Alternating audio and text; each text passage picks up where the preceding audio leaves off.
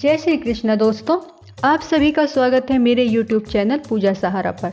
दोस्तों, आज मैं अपनी इस वीडियो को उन सखी सहेलियों और बहनों के लिए लेकर आई हूँ जिनका इस बार पहला करवा चौथ का व्रत है, जो कि शादी के बाद पहला करवा चौथ का व्रत रख रही हैं। तो उनके मन में अलग ही खुशी और इस त्यौहार को लेकर अलग ही उल्लास होता है, अलग ही उनके मन में सजने संवरने की होती है। तो वैसे तो सभी औरतें या सभी घर परिवार के जो लोग होते हैं वो अपने घर परिवार के रीति रिवाज के साथ ही व्रत करते हैं, परंतु कुछ ऐसे भी होते हैं जो घर से दूर जाकर रहने लगते हैं, फैमिली के साथ त्यौहार नहीं मना पाते हैं, जॉब करते हैं। तो उन सभी के लिए मेरी यह वीडियो है। प्लीज़ मेरी वीडियो को एंड तक देखें, पसंद आए तो लाइक सब्सक्राइब शेयर ज़रूर करें। मुझे यकीन है कि आपको ये मेरी जानकारी अवश्य पसंद आएगी। तो शुरू करते हैं। सबसे पहले तो यह व्रत सूर्य उदय से पहले सरगी खाकर शुरू किया जाता है, जो सास या घर की बड़ी औरतें बहू को देती हैं। इसमें फल मिठाई मेवे होते हैं। जिनके यहाँ पर सरगी दी जाती है वो सरगी खाएं। सूर्य उदय से पहले नहा धोकर सरगी खा लें। जिनके यहाँ नहीं दी जाती है तो कोई बात नहीं है, सूर्य उदय से पहले नहा धोकर सरगी खाएं। फिर शुद्ध होकर गंगा जल हाथ में लेकर गणेश भगवान का ध्यान करते हुए चौथ माता का व्रत करने का संकल्प लें। इस दिन निर्जला व्रत रखा जाता है। फिर 16 श्रृंगार करें।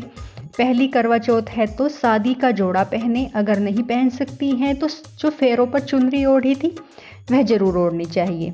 किसी के यहाँ दोपहर 12 बजे के बाद कथा कही जाती है, किसी के यहाँ शाम को सूरज ढलने के समय कथा कही जाती है। अगर दोपहर के समय कथा कह रही हैं तो चौकी तैयार करें।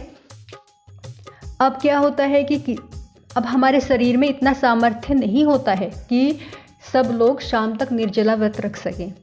तो उसी को लेकर ही एक धारणा है, एक कहा जाता है कि जैसा पहली करवा चौथ पर हम व्रत रखते हैं वैसा ही फिर सारी पर रख सकते हैं। अगर आप कथा कहने के बाद में कुछ फल फ्रूट खाना चाहें तो खा सकते हैं, क्योंकि आगे जाकर अगर कभी हारी बीमारी कुछ ऐसा हो जाए तो आप थोड़ा कुछ खा सकें। तो इसलिए अगर आप दोपहर को कथा कह रही हैं तो उसके बाद में आप फल थोड़ा या कुछ भी ले सकते हैं। अगर जिन्होंने दोपहर सुबह सरगी खाई है तो उनको तो फिर ज़रूरत पड़ती ही नहीं, पूरा दिन निकल जाता है आराम से। तो उसमें हमें 2 स्टील के, एक स्टील का लोटा चाहिए और एक करवा चाहिए मिट्टी का। चौकी पर माता पार्वती शिव जी की और गणेश भगवान की प्रतिमा स्थापित करें। करवे चौथ माता का कैलेंडर लगाएं और मिट्टी के करवे पर स्वास्तिक बनाएं। उसे कलावा बांधें, उसमें जल भर कर रखें। कहीं कहीं पर उसमें पताशे भी भर कर रखे जाते हैं, लेकिन ज़्यादातर जल ही भर कर रखा जाता है, क्योंकि उसी जल से हम चंद्रमा को रात को अर्घ्य देते हैं। जो पूजा के समय में दिया जलाते हैं उसी से हम चंद्रमा दर्शन करते हैं। अब उस करवे को वहाँ पर स्थापित करें और उसके ऊपर एक ढक्कन रखें, उसके ऊपर कुछ दक्षिणा वगैरह रखें। जब कथा सुने तो 13 दाने गेहूं के हाथ में लें, एक और थोड़ी दुर्वा लें। कहानी के बीच में आधे दाने लोटे में डाल लें, आधे को अपने पल्ले से बांध लें।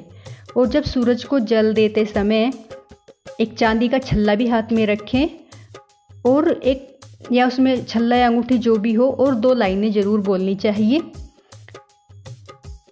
सोने की मुद्रा मोतियों का हार, करवा चौथ के सूरज को अर्घ देऊं, जियो मेरे पूत भरतार।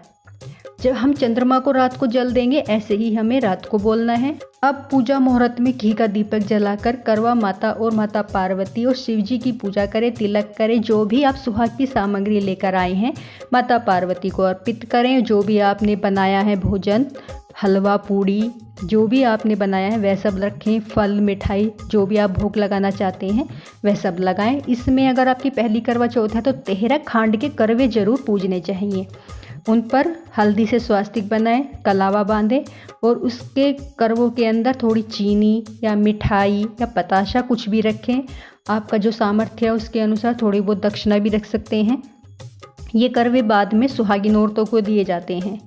और पहली करवा चौथ है तो आप सास के लिए भी जोड़ा पूजें और अपने ससुर के लिए भी इसमें जोड़ा पूजें। इसमें भी आप सास ससुर को दोनों को ही वे करवे भी दें। और जो आपने परोसा वहाँ पर पूजा है करवा माता के सामने, वह परोसा और दक्षिणा और कपड़े रखकर सास ससुर को जरूर दें और उन्हें उनका आशीर्वाद लें। अब जो आपने करवा भरकर रखा था जल का वह लें जब चंद्रमा निकल जाए, और उसी दीपक को लें जिस दीपक से आपने वहाँ पर पूजा की थी।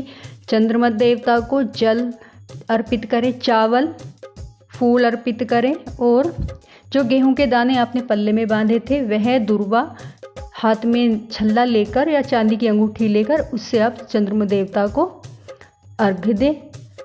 और फिर से वही बोले, सोने की मुद्रा, मोतियों का हार, करवा चौथ के चंद्रमा को अर्घ्य देऊं, जियो मेरे पूत भरतार।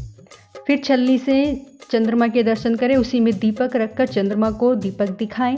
फिर उसी छलनी और दीपक से पति के दर्शन करें, पति को देखें और चंद्रमा देवता के सामने अपने पति की लंबी उम्र और तरक्की के लिए हाथ जोड़कर प्रार्थना करें। और अब पति को भी चाहिए कि वह जल पिलाकर और मिठाई खिलाकर अपनी पत्नी का व्रत खोले और खुशी खुशी इस व्रत को करें। इस दिन मन में कुछ कलेश नहीं रखना चाहिए, प्रेम से इस व्रत को सच्चे मन से करना चाहिए। आपका व्रत जरूर सफल होगा। तो दोस्तों, मेरी ये जानकारी आपको अच्छी लगी होगी। प्लीज़ लाइक, सब्सक्राइब, शेयर जरूर करें। बोले जय श्री कृष्ण।